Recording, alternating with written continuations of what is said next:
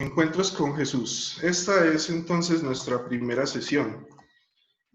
Y entonces nos vamos a hacer unas preguntas pues, que nos van a dirigir en este estudio. Bueno, ¿por qué Jesús?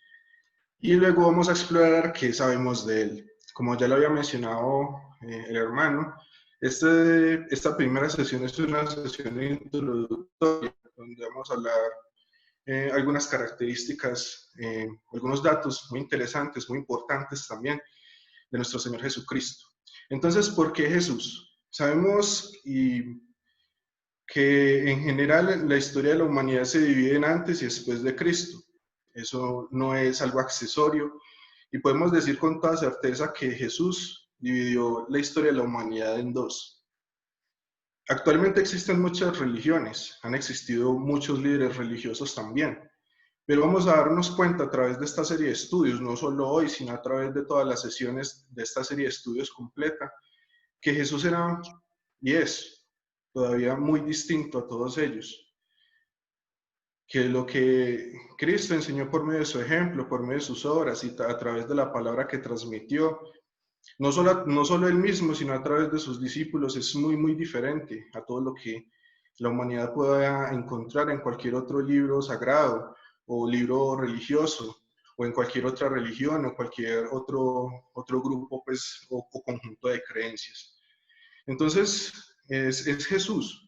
Es Jesús porque por medio de lo que hizo y por medio de su propio testimonio, a través de sus propias palabras, vamos a explorar que Dios desde el principio ha querido revelarse a la humanidad, que Dios tiene un plan y un propósito para todo lo creado, incluyendo a cada uno de nosotros que estamos esta noche aquí y a los que verán esta grabación también.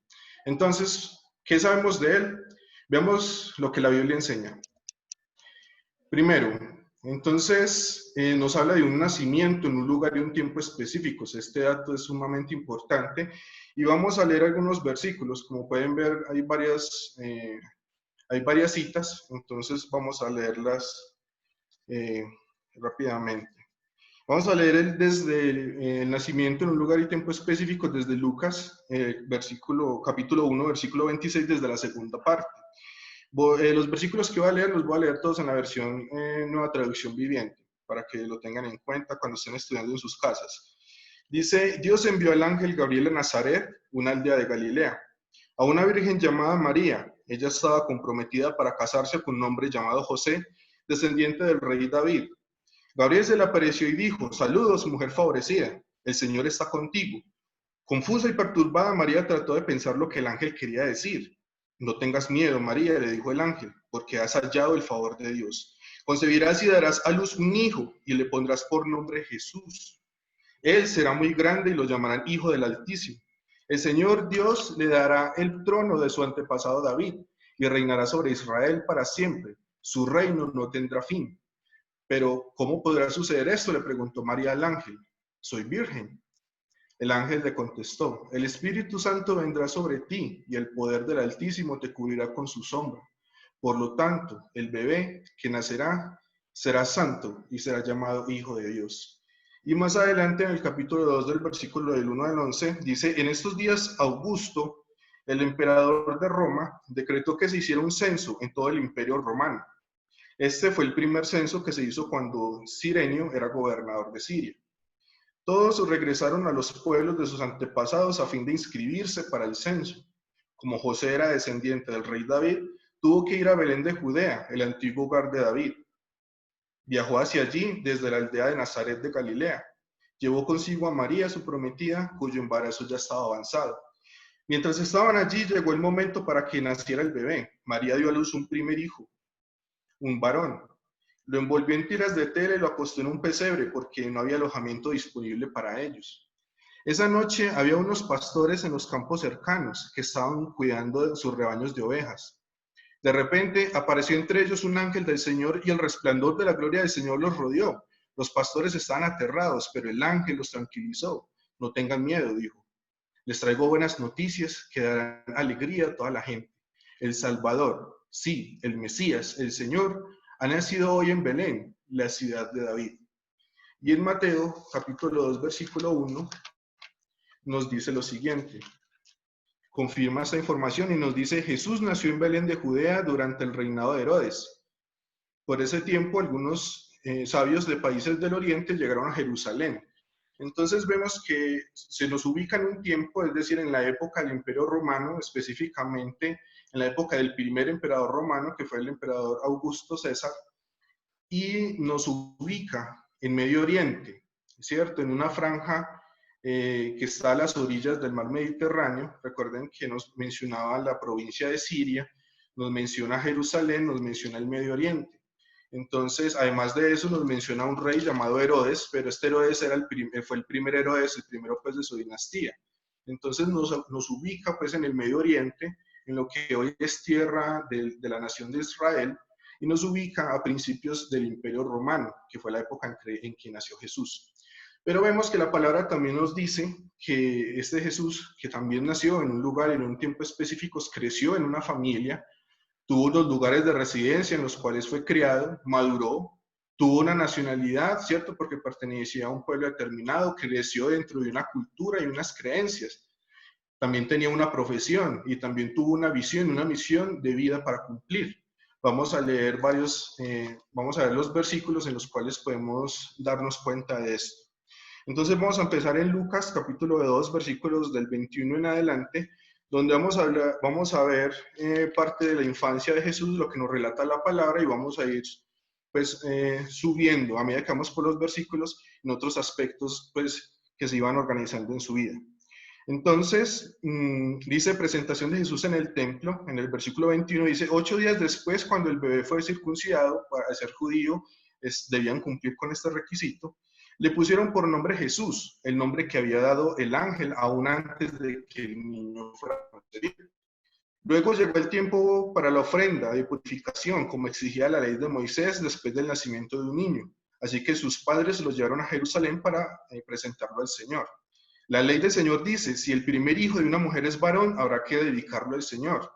Así que ellos ofrecieron el sacrificio requerido en la ley del Señor, que consistía en un par de tórtolas o 2 pichones de paloma. En este versículo 24, en relación al Levítico 12:8, que es específicamente la parte de la Biblia donde habla sobre este requisito, vemos que esta ofrenda que da José y María por su primogénito, por Jesús, en realidad era la ofrenda para que el Señor permitía que las familias más pobres dieran. Entonces, no solo nació en una familia, ¿cierto?, con una madre, teniendo en cuenta que a diferencia de todos nosotros fue concebido por una virgen, y además de eso tenía una familia con cierto nivel económico. Además, vamos al versículo 39 al 40, dice: una vez que los padres de Jesús cumplieron con todas las exigencias de la ley del Señor, regresaron a su casa en Nazaret de Galilea. Allí el niño crecía sano y fuerte, estaba lleno de sabiduría y el favor de Dios estaba sobre él. Y vemos más adelante, cuando Jesús tenía, versículo 42, en el mismo capítulo, cuando Jesús tenía 12 años, asistieron al festival como siempre. Una vez terminada la celebración, emprendieron el regreso a Nazaret, pero Jesús se quedó en Jerusalén. Al principio sus padres no se dieron cuenta porque creyeron que estaba entre los otros viajeros. Pero cuando se hizo de noche y no aparecía, comenzaron a buscarlo entre sus parientes y amigos. Como no pudieron encontrarlo, regresaron a Jerusalén para buscarlo allí. 3 días después, por fin lo encontraron en el templo, sentado entre los maestros religiosos, escuchándolos y haciéndoles preguntas. Todos los que lo oían quedaban asombrados de su entendimiento y de sus respuestas. Vemos que aunque crecía y maduraba como cualquier otra persona, lo hacía con ciertas particularidades. Vamos al versículo 3:23. Entonces, la palabra no nos relata más de la vida de Jesús hasta esta parte del versículo 23 del capítulo 3, donde dice: Jesús tenía unos 30 años cuando comenzó su ministerio público. Como habíamos dicho, tenía una visión de vida también. Y en el capítulo 4, ahí mismo en Lucas, versículos del 15 al 16, vemos lo siguiente. Enseñaba con frecuencia en las sinagogas y todos lo elogiaban. Cuando llegó a Nazaret, la aldea donde creció, fue como de costumbre la sinagoga el día de descanso, y se puso de pie para leer las escrituras. Y vamos también a Mateo capítulo 2, versículo 19 al 23. Un dato muy interesante también: vimos que nació en Belén, que tuvo residencia en Galilea, ¿cierto? Pero también vamos a leer en estos versículos algo muy interesante que sucedió antes de su regreso a Jerusalén. Entonces José se levantó y regresó a la tierra de Israel con Jesús y su madre. Pero cuando se enteró de que el nuevo gobernante de Judea era Arquelao, hijo de Herodes, tuvo miedo de ir allí. Entonces, luego de ser advertido en un sueño, se fue a la región de Galilea. Después la familia fue a vivir a una ciudad llamada Nazaret, y así se cumplió lo que los profetas habían dicho: lo llamarán Nazareno. Bueno, perdón, me tragué el versículo 19. Cuando Herodes murió, un ángel del Señor se le apareció en un sueño a José en Egipto. Resulta que cuando varios sabios del Medio Oriente están buscando a Jesús, diciendo que habían visto una señal que indicaba que el rey de los judíos había nacido, Herodes lo quiso asesinar, asustado porque si él era rey, pues cómo iban a ir a adorar a un rey diferente a él, ¿cierto? Entonces eso obligó a que la familia de Jesús tuviera que desplazarse a causa de esta violencia hacia Egipto, hasta que pudieron retornar y entonces cumplir con los requisitos de la ley, como habíamos leído en Lucas, y entonces establecerse definitivamente en Galilea, específicamente en la ciudad de Nazaret. Y vamos a ver que también tenía una profesión, y además de eso tenía hermanos, hermanas. Eso lo encontramos en Marcos capítulo 6, versículo 3.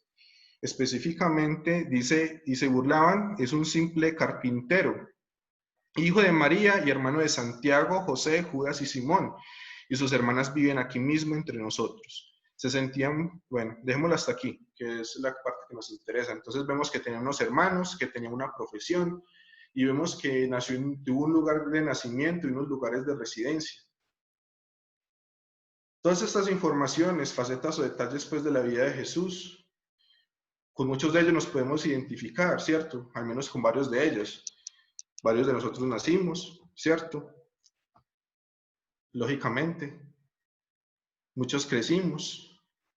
Tal vez el madurar de pronto no hizo parte del proceso, pero todos estamos pues dentro de esa misma lógica. Entonces, bueno, si quiero ver lo que hacía pues tan especial este Jesús, vamos nuevamente a Lucas. Esta vez vamos a leer los versículos 67 al 70 del primer capítulo de Lucas. Estas palabras son palabras de un sacerdote llamado Zacarías. Este Zacarías era el padre de Juan el Bautista, que más adelante fue profeta. Y entonces, este Zacarías nos va a introducir el tema de por qué Jesús era tan especial, además de muchos datos que ya vimos. Entonces, su padre, Zacarías, el padre pues de Juan el Bautista, se llenó del Espíritu Santo y dio la siguiente profecía: alaben al Señor, el Dios de Israel, porque ha visitado y redimido a su pueblo. Nos envió un poderoso Salvador del linaje real de su siervo David, como lo prometió mediante sus santos profetas hace mucho tiempo. Entonces, si hacemos un énfasis en este versículo 70, vemos que habla de santos profetas y que este Salvador del que está profetizando Zacarías debía cumplir ciertas condiciones.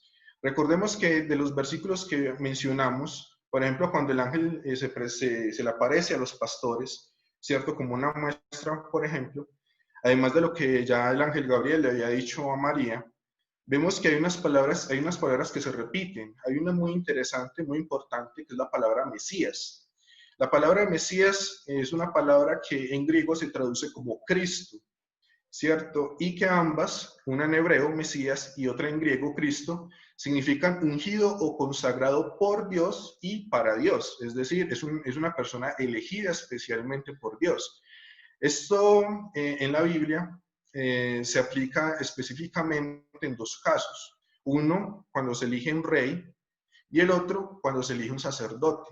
Entonces vemos que a Jesús, cuando se le anuncia como Mesías, y entonces con él, con este título, va implícitamente el título de rey y sacerdote, además de Salvador, que lo vemos también en el versículo 69 de Lucas capítulo 1.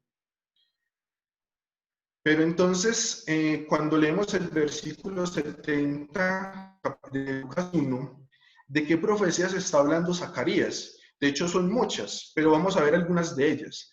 Profecías que se cumplen en Jesús, profecías que anunciaban el Mesías, el Salvador. Entonces, primero vamos a hablar de su ascendencia. Jesús, el Mesías, debía ser descendiente de Abraham. Y vamos a ver en Génesis capítulo 12, versículo 3, por qué era necesario o por qué esa condición debía cumplirse. Y es que en Génesis 12 vamos a ver que Dios hace un pacto con un hombre en la antigüedad y le dice lo siguiente. Dice, bendeciré a quienes te bendigan y maldeciré a quienes te traten con desprecio.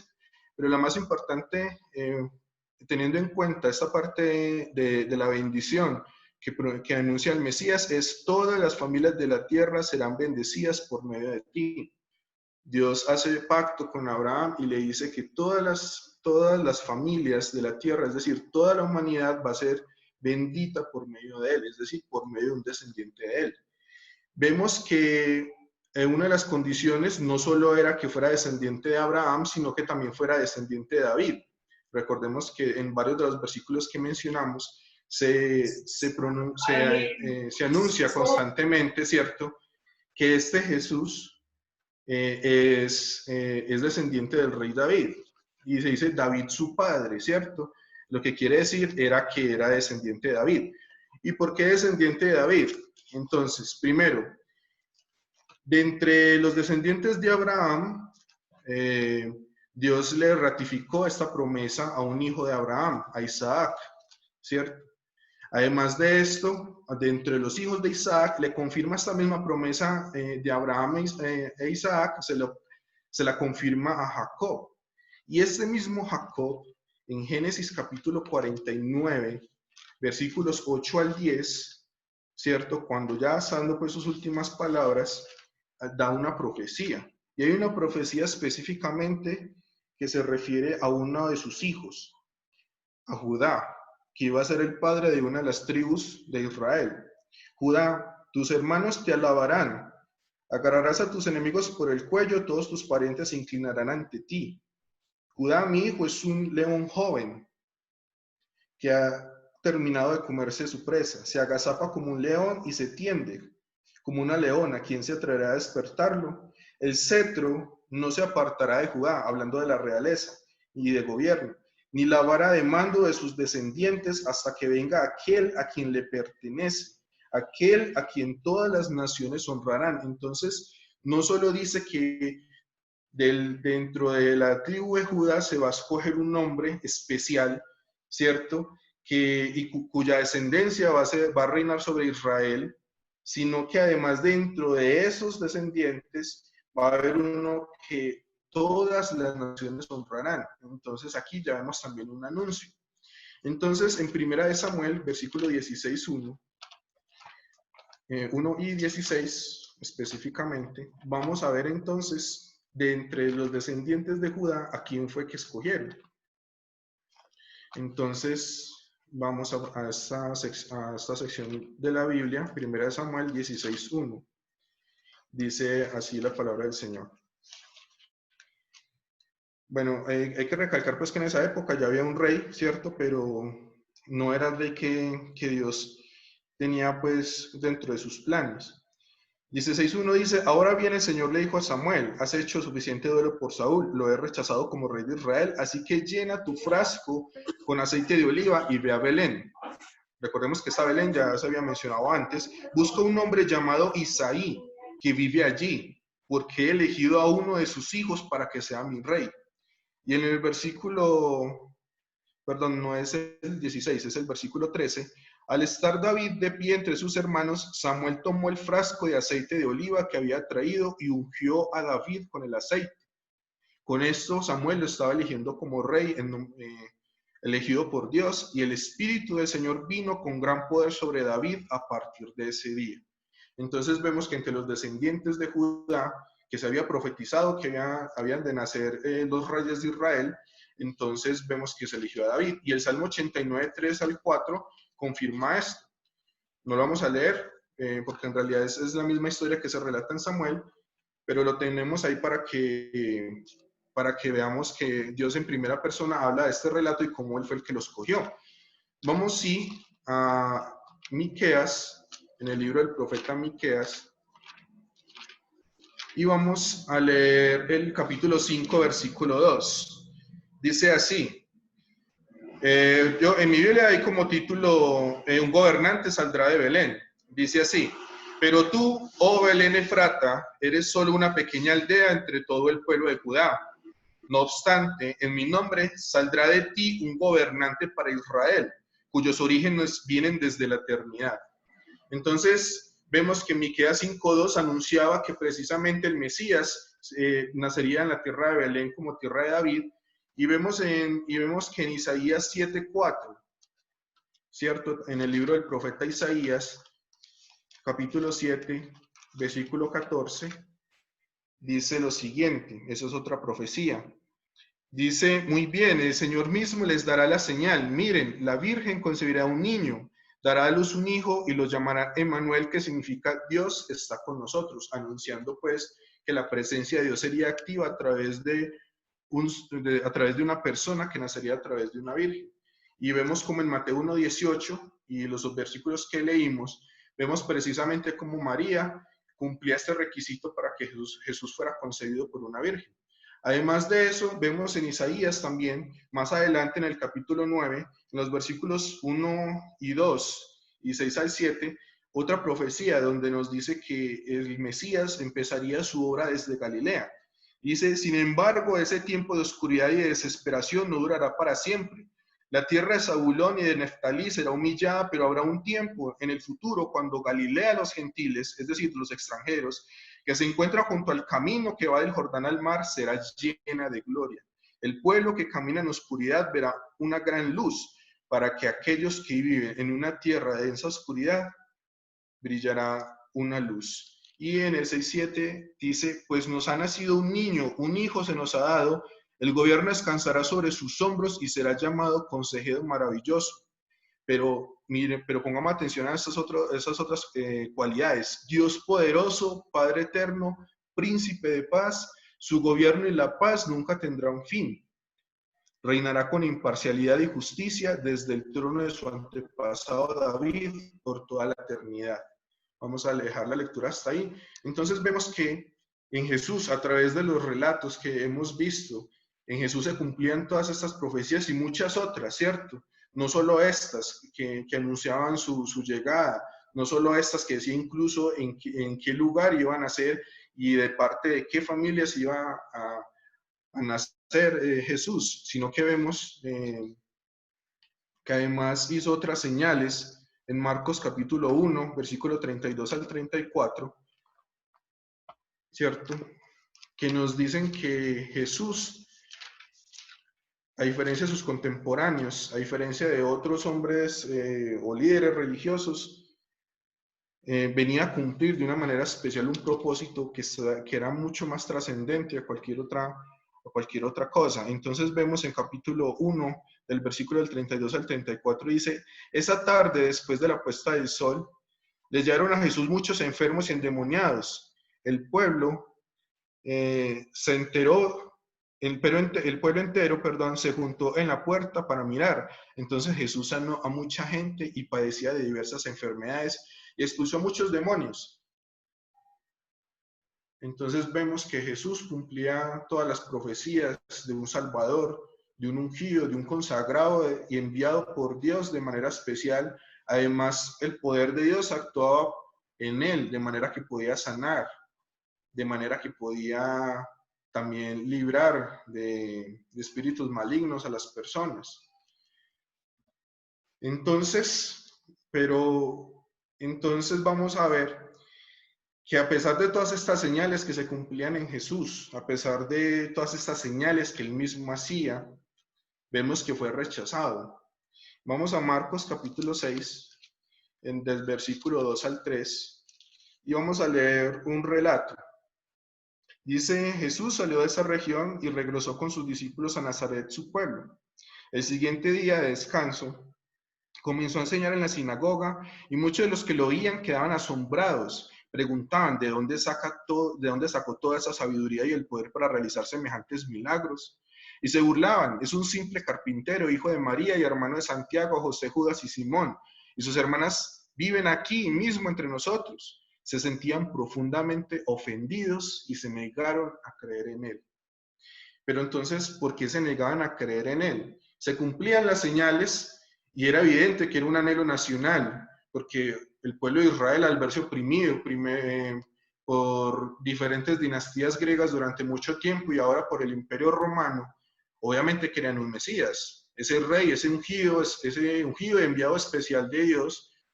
Pero Jesús, cuando llega cumpliendo con todos estos requisitos, Jesús cuando por el mismo poder que sanaba, el mismo poder con el que libraba de espíritus, con el que hacía todas estas señales que eran evidentes para todo el mundo, los ofendía y decidían no creer en él. Ese no puede ser el Mesías. Y vamos a leer por qué, porque es que el pueblo de Israel tiene una idea muy diferente de lo que debía ser un Mesías. Vamos a Isaías capítulo 11, versículos del 1 al 5. Isaías 11, del 1 al 5. Y vamos a ver qué era lo que en realidad estaban esperando. Dice, del tocón de la familia de David saldrá un brote. Sí, un retoño nuevo dará fruto de la raíz vieja. Y el Espíritu del Señor reposará sobre él, el Espíritu de sabiduría y de entendimiento, que vemos que desde la infancia de Jesús se expresaba, se evidenciaba. El Espíritu de consejo y de poder, el Espíritu de conocimiento y de temor del Señor. Él se deleitará en obedecer al Señor, no juzgará por las apariencias ni tomará decisiones basadas en rumores. Hará justicia a los pobres y tomará decisiones imparciales con los que son explotados. La tierra temblará con la fuerza de su palabra y bastará un soplo de su boca para destruir a los malvados. Llevará la justicia como un cinturón y la verdad como su vestidura. Entonces vemos en los capítulos 61, versículos 1 y 2, y también en Jeremías, capítulos 23 del 5 al 6 y 33 del 14 al 16, cómo esta idea de un Mesías príncipe, de un Mesías reinante y completamente glorioso, ¿cierto? Era lo que esperaba el pueblo de Israel. Un líder que los liberara de la opresión, que los ayudara a vivir tranquilamente, que los ayudara a vivir prósperamente de forma material. Eso era lo que esperaba el pueblo de Israel. Cuando llega Jesús y se atribuye, ¿cierto? Él mismo, pero también los discípulos y también a las personas que sanó, a las personas que liberó, dan testimonio de que Jesús es diferente, de que Jesús es de verdad el Mesías, el Hijo de Dios. Entonces dicen, pero es que esto no encaja, esto no coincide. Jesús se encargó de mostrarles que su anhelo era equivocado y que el Mesías que ellos estaban esperando no era el Mesías que en verdad Dios tenía para ellos. En Marcos capítulo 2, versículos 5 al 7, vamos a leer estos pasajes, donde además de que sanaba, de que cumplía estas profecías, pero a ellos los ofendía que el Mesías pudiera ser simplemente una persona que se encarga de eso y no lo que ellos están esperando. Entonces, vamos a ver cómo la enseñanza de Jesús, cómo su propia vida y su propio testimonio los lleva al colmo de la ofensa a través de pasajes como los que vamos a ver en este momento. Dice, al ver la fe de ellos, Jesús le dijo al paralítico, hijo mío, tus pecados te son perdonados. Algunos de los maestros de la ley religiosa que estaban allí sentados pensaron, ¿qué es lo que dice? Es una blasfemia, solo Dios puede perdonar pecados. Y en el versículo 10 al 11 dice, así que les demostraré que el Hijo del Hombre, eso que era uno de los títulos mesiánicos basado en Daniel capítulo 7, tiene autoridad en la tierra para perdonar pecados. Entonces Jesús miró al paralítico y le dijo, ponte de pie, toma tu camilla y vete a tu casa.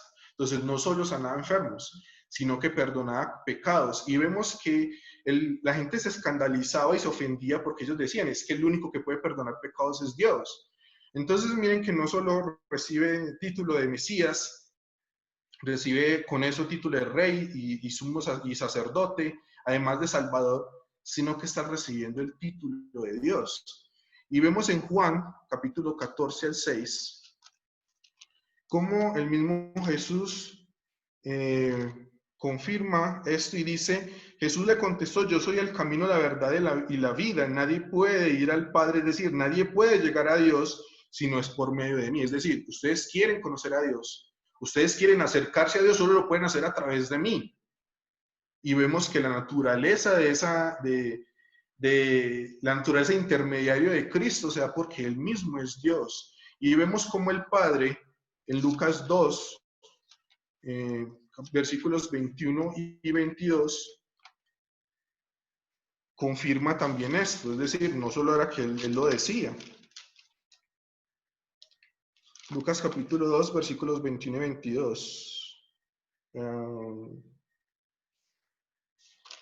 Perdón, es Lucas capítulo 3.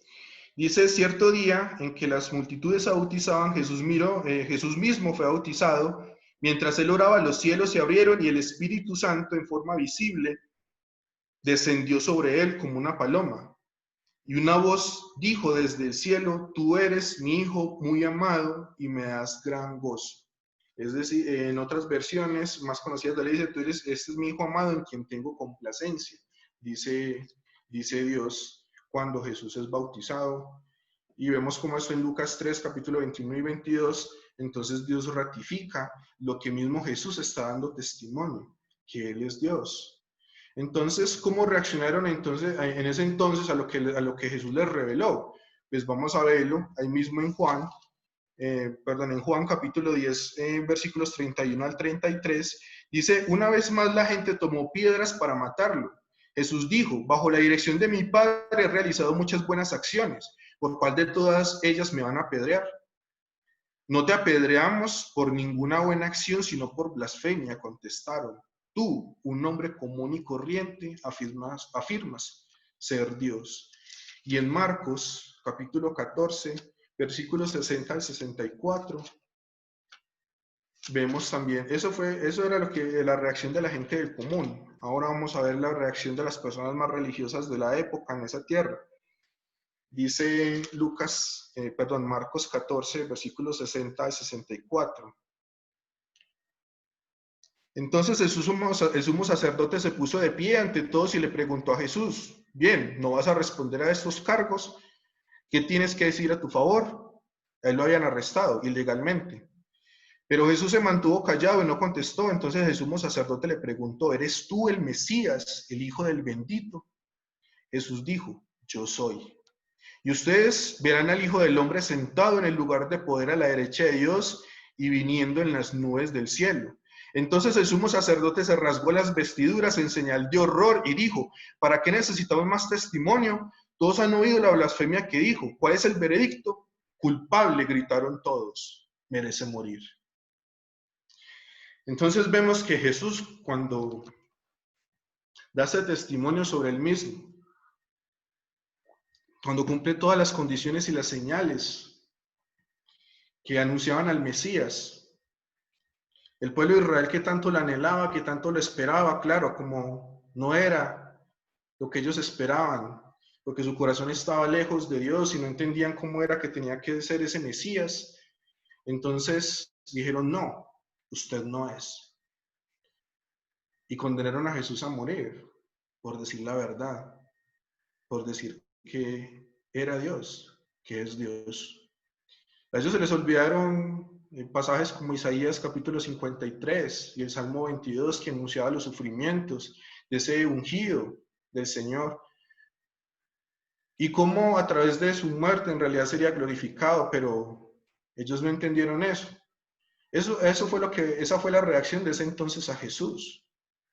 Se le rechazó y se le condenó a muerte, porque le ha dicho la verdad a todo el mundo. Había dicho la verdad sobre él mismo y la verdad sobre Dios. La verdad que Dios tiene para nosotros, la única verdad. Ahora la pregunta es, ¿y ahora cuál es la reacción de cada uno al encontrarse con Jesús? Un encuentro con Jesús es la serie. Un encuentro con Jesús es lo que hemos tenido en esta primera sesión.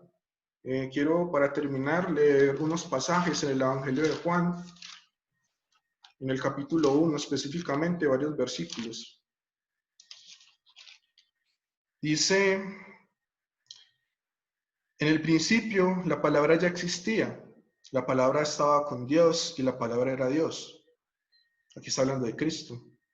Él, que es la palabra, existía en el principio con Dios. Dios creó todas las cosas por medio de Él y nada fue creado sin Él. La palabra le dio vida a todo lo creado y su vida trajo luz a todos. Y en el versículo 9 del 14 dice lo siguiente: aquel que es la luz verdadera, quien da luz a todos, venía al mundo. Vino al mundo que él había creado, pero el mundo no lo reconoció. Vino a los de su propio pueblo y hasta ellos lo rechazaron, pero a todos los que creyeron en él y lo recibieron, les dio el derecho de llegar a ser hijos de Dios. Ellos nacen de nuevo, no mediante un nacimiento físico, como resultado de la pasión o de la iniciativa humana, sino por medio de un nacimiento que proviene de Dios. Entonces la palabra se hizo hombre y vino a vivir entre nosotros. Estaba lleno de amor inagotable y fidelidad, y hemos visto su gloria, la gloria del único Hijo del Padre, es decir, la gloria de Dios. Y vemos en el versículo 18 que dice: nadie ha visto jamás a Dios, pero el único, que es Dios, está íntimamente ligado al Padre. Él nos ha revelado a Dios. Él nos ha revelado a Dios cuando vino y cumplió todas estas profecías hace más de 2000 años.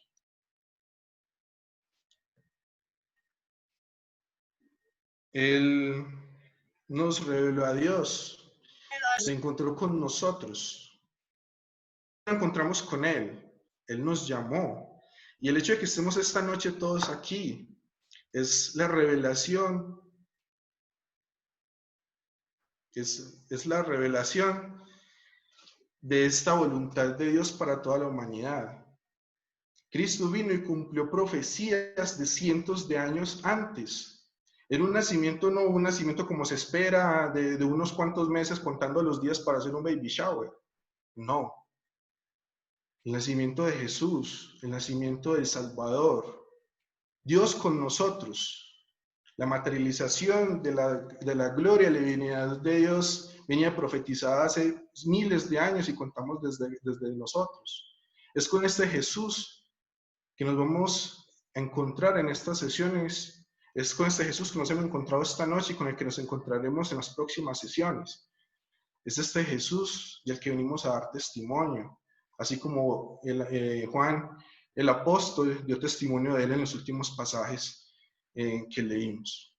Entonces, es esto lo que el Señor nos ha puesto para compartir. Es esto lo que el Señor nos ha mostrado en su voluntad: conocer a Jesús, encontrarnos con Él, encontrarnos con su santidad, con su divinidad y encontrarnos con su salvación. Es a eso a lo que el Señor nos ha llamado en estas sesiones.